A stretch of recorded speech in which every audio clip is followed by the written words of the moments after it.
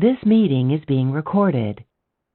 For Chapter 15, Problem 26, we are asked to take a look at these compounds and predict not only the number of signals that we would see on a carbon-13 NMR spectrum. Also, we're asked to approximate the chemical shift for each signal. So let's take a look at compound A, and we see that we have two equivalent methyl groups here. So these would produce one signal between 10 to 30 ppm. So again, that's these two methyl carbons. And we see down here on our table where we saw that 10 to 30 ppm shift. Then we have next here, we have this carbon here. So this would be a methine carbon. So we see that down here with 3 R groups. So that would produce, again, a single signal between 20 to 60 ppm. So we have 2 signals so far. Next, we have a methylene carbon shown here. And that would produce a single signal between 15 to 55 ppm. And then last, we have a carbonyl carbon here. And let's take a look down here on our table. So we can see that the carbonyl group will produce a signal, that carbon between 185 and 220 ppm. So this first compound here, again, we see 185 to 220 for this carbonyl. So we have one signal for the 2 methyl carbons, 10 to 30, a second signal from 20 to 60 for the methine carbon, a third signal from 15 to 55 for the methylene carbon, and then our carbonyl carbon from 185 to 220. So let's take a look at our compound B now, and we have some symmetry.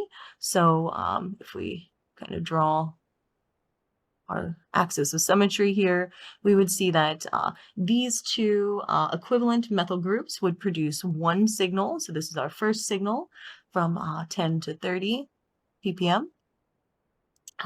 Then we have this quaternary carbon here that will produce a second signal, and we expect that to be between 20 to 60 ppm. And now within our ring, we're going to see 3 distinct signals for our carbons. There's 3 distinct chemical environments. We have 1 here. We have 2 here. And then our third signal will be produced by this carbon here. But collectively, these 5 methylene groups would produce 3 signals. So 3 signals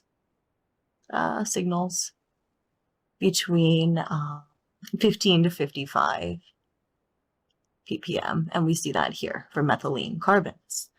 All right, so with compound C now, we'll take a look, and we see that we have a methyl carbon out here. This will produce a signal between 10 to 30 ppm.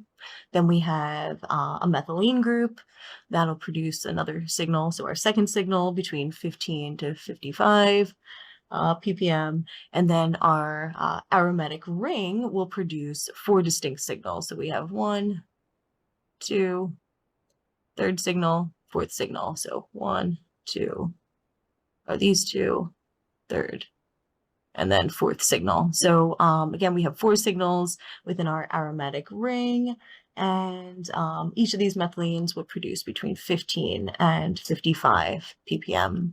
So we have a total of 6 signals here.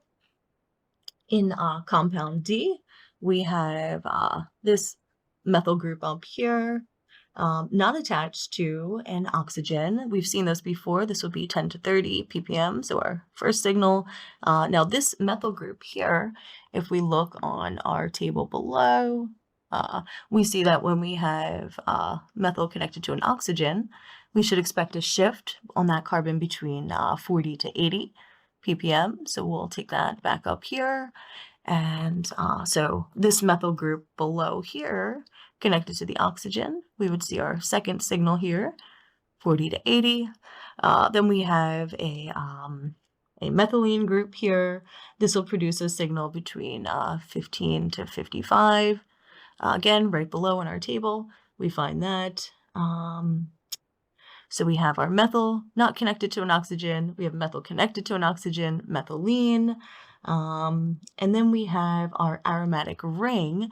This will produce 6 distinct signals by itself. So we have 1, 2, 3, 4, 5, 6 distinct chemical environments for our carbons here. So we'll have 6 signals between 110 and 170 ppm.